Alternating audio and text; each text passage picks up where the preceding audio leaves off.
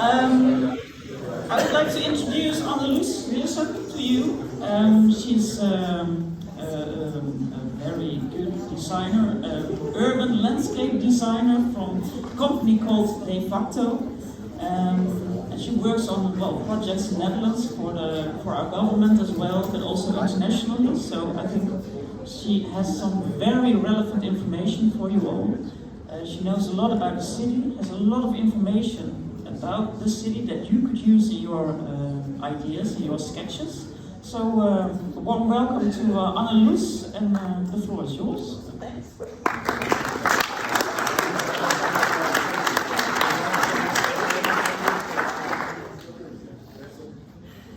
Thanks. Today I will tell you something about Rotterdam climate adaptation strategy, but also include a lot of other aspects where the city is working on, because you guys all have locations in Rotterdam, right, that you're working on. Great. Well, it was already introduced. I'm from De Facto Urbanism. This is a company that deals with transitions. So we work a lot on assignments that deal with circularity, climate adaptation, mobility transitions, energy transitions, and do a lot of strategic work for that. And what we'll see is that the base of that strategy is also to have good data and see how to translate it into urban designs. So today I'll tell a bit about our study of climate adaptation in Rotterdam. I'll tell something about the context of the city and the harbor. I think you guys saw quite a bit of the harbor already being here. The urban climate adaptation strategies, but also some sustainability, circularity strategies for the harbor and what that entails. Here we see a historic map of the harbor, and we see that it completely transfers from this more natural delta to a completely man-made delta. In the US, they always have this saying that God created the world, except for the Netherlands, because it's created by the Dutch. So we did so much in our system that it's difficult to work, for instance, with layer approaches and even still see, like, what is that natural system? What are these natural dynamics? And if we look at the maps in time, we see here from 1200 that there was really this large marshland. Then actually the city of Schiedam became quite important. Rotterdam started growing. We see occupation, protection of land to be able to have agriculture there. And the very big jump was actually the last 100 years. And when we look at strategies for the long term, for instance 2100, if we deal with climate change, very often we hear people say, well, how much is going to change in 100 years? Everything will basically still be the same. Well, if we look back, it was completely different 100 years ago. So that always gives a nice aspect on the time span we're working with. Now we look at the harbor of Rotterdam. We're somewhere in this part of the harbor. We see that the harbor slowly got bigger, larger scale, and was pushed out a bit. So the sea ships got bigger and bigger. Actually, the latest projections say that that might stop, that the ships will not get bigger even further, but there might actually be more sea vessels, smaller ships, so that is actually quite interesting for developing strategies in this area. Here we see the city of Rotterdam. This is a height map with the yellow and red is the highest elevation, the blue and purple is the lowest. And what we basically see is that the city started on these higher sandy grounds along the river, so where the sediment deposits are. Then started occupying some areas that were doable, and later in time we see the larger structures here of the water network, we see the straight structures. Techniques became available to even also occupy areas that from the natural conditions are actually quite unsuitable for living and developing. So these are really the peat soils and kind of the marshy soils. And what we actually see currently is that these soils give the biggest challenges when we look at climate change. So now that the pressure of climate change increases, these areas that we were really able to conquer with techniques become quite vulnerable. And I'll show something about that. And here we see that city age, so we see the red is the old city. Of course, in the center, where usually you found the old buildings, it's not here because of the bombings in the war and the huge fires. So that is a bit of a unique situation, that the old town center is actually not the oldest buildings, but we see the older areas around it and the newest areas in these peats and clay peats. Climate adaptation. This is already the situation sometimes with water of the river coming over the quays and causing, well, we would call it still nuisance, not that many real accidents, but of course it's not very comfortable. And as I said, this relation between our land use and the water system is so strong that every change we are now thinking and getting in the water system due to climate change will immediately impact our occupation, because it's so interwoven in the history of the occupation. And what we see is that the Dutch traditionally have this system of when there's a challenge, expanding the technical system. So we have a very technical, man-made water and climate system. We're of course famous for flood risk management, so that means we build levees to keep the water out where we want to keep it out. And the strategy to continue that would be to reinforce these levees. For water availability, we supply the water, so we take it from our rivers and we have channels that bring it to the right place. However, due to climate change, we see that there's not always sufficient water in the rivers to actually bring it somewhere. And that over time will become a very high pressure on our agriculture economy, for instance. Water discharge, that means that if rainwater falls, you discharge it into the rivers with pumps, and the water gets there through small canals. Also, that is starting to fill. For the Dutch people under us, there was a huge flood in Limburg a while ago. And what we saw with these floodings is that the climate change will cause more of these extreme rainfalls, and the rainfall gets more compact. So where rain showers used to be quite wide and fall in multiple water catchments, now they get more compact and intense, and that means that the chance that they fall in one catchment area and all go to the same drainage system increases. So it's and more water, but also the more compact rain shower. So we see that we are having more and more trouble with discharging this water, and water quality is actually a huge problem. And I think it will soon become bigger because we have a law that in 2027 all the water in the Netherlands should be up to quality standards. I don't think we're going to make that. And that would mean that this kind of legislation could really block a lot of developments that are upcoming.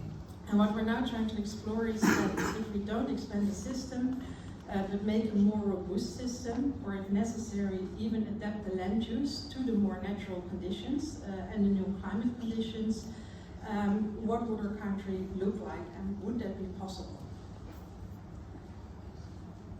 And when it comes to these delta areas, it's of course not just the Netherlands. So what we see over the whole world, and we call that the delta paradox, is that these delta areas have always been the best locations for settlements. Because these are the locations where you had the fresh water from the river, but you had the trade connections over the sea. So unfortunately, most of the world's megacities are positioned in this vulnerable delta area and are facing the same challenges.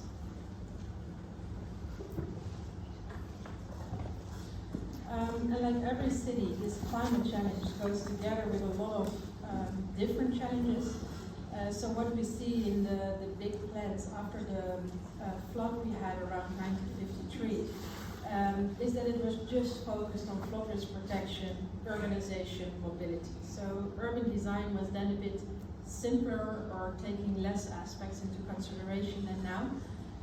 Now we see that we have a lot of other transitions going on as well. There's extra importance of cultural heritage, spatial quality, Ecology, that didn't really exist yet as a thematic in the 1950s, is of course really important. Harbor economy, energy transition.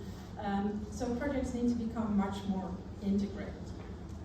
And a question we get a lot is like, yeah, this climate change, we'll just see whether it happens or not. Like, why do we need to adjust to that now? And what we see is that if we build houses, for instance, that is this top line, usually houses are there for about 100 years, like 70 to 100 years easily. Like most of the neighborhoods you will visit really have buildings that are already 100 years old. So that means that if we build them now, they will get in that 2100 situation, and it's important to already take that into consideration. It's different with agriculture. There we see that a lot of the investments have this 30-year lifespan, and ecology in general is more adaptive, but it can of course also be really vulnerable and difficult to bring back. And infrastructure already has this investment period of 100 years. So whenever we build infrastructure, we always look at this 100-year term. If we then look at this area, we see that one of the challenges is subsidence. You guys can see it if you're in the canteen, actually going to the toilet. You see these measures on the wall that measure the cracks and how they are getting bigger. I just saw it. And what we see is that because the soil is having a lot of peat in it, is that when we pump out the water, it oxidizes. And this both gives a lot of CO2 emissions, as well as that the ground is subsiding, getting lower, and of course if there's houses on it, they go down with it. So there's a lot of damage from this. We even had cities almost going bankrupt because the maintenance costs got so high due to this subsidence. So it looks like a small thing, but it bankrupts municipalities. So we see that also plays in Rotterdam. Here we see kind of what it causes in buildings, and in the agriculture land, they're trying to now raise the water levels so that the ground will not be oxidating, to reduce the CO2 emissions, but of course the ground will get quite wet and sloppy. And they're actually already thinking, I think this is in the category of makeability, of then breeding cows with bigger feet that are lighter so that they can better walk these soft soils. There are also projects where they try to look at other types of houses.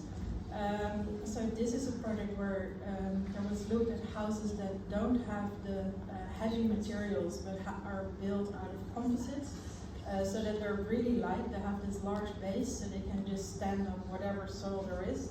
And also they're flood proof, so if the water level would go up or there would be a flood, they can float to whatever height is needed.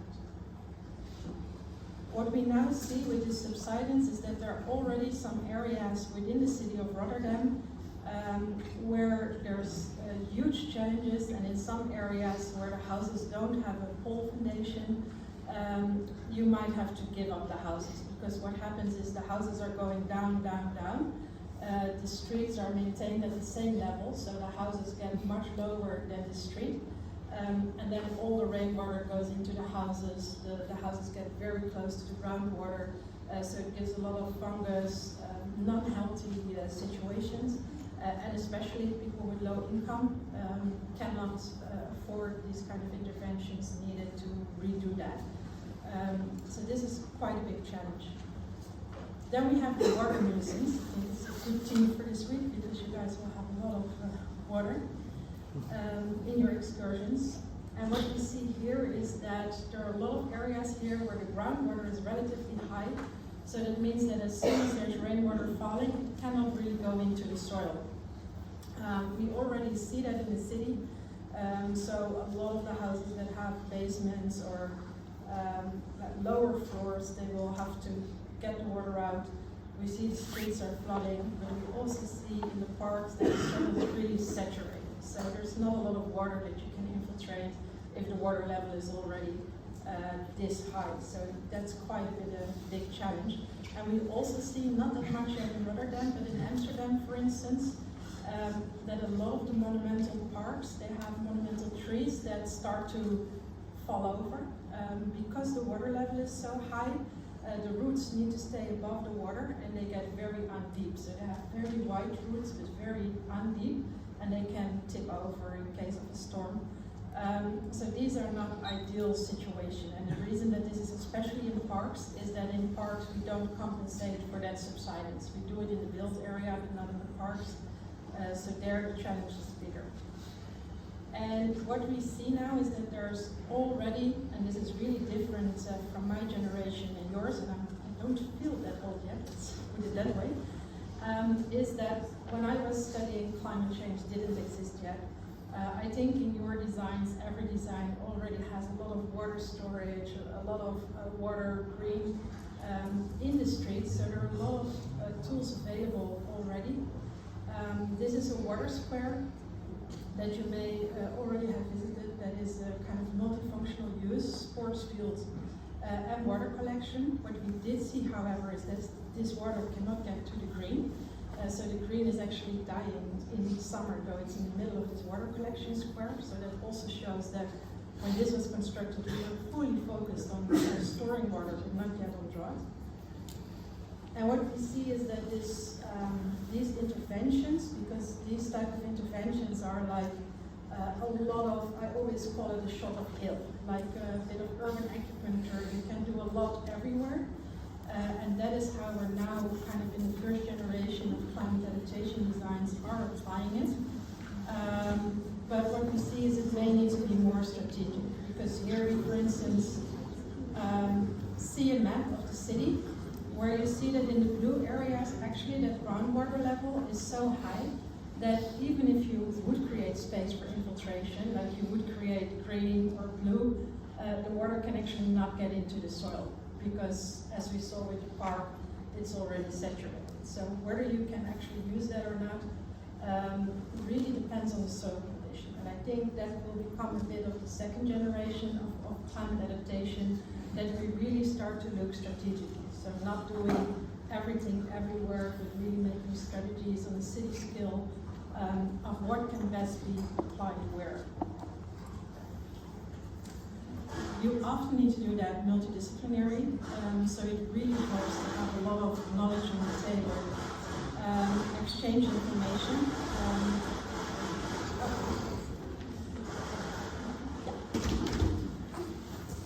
Because I think one of the pitfalls a bit, at least what I see with my students in graduation projects, is that if you have a fascination like getting ecology, getting climate, getting circularity into your project, you almost do a bachelor of that thematic instead of a graduation project of your thematic. So it's really important to know, like, how much should I know of this theme that I want to include, and where will I go too far, and how do I take my position as a designer. And one of the techniques we use a lot is really asking experts to give us a lot of information so that we as designers can develop a strategy.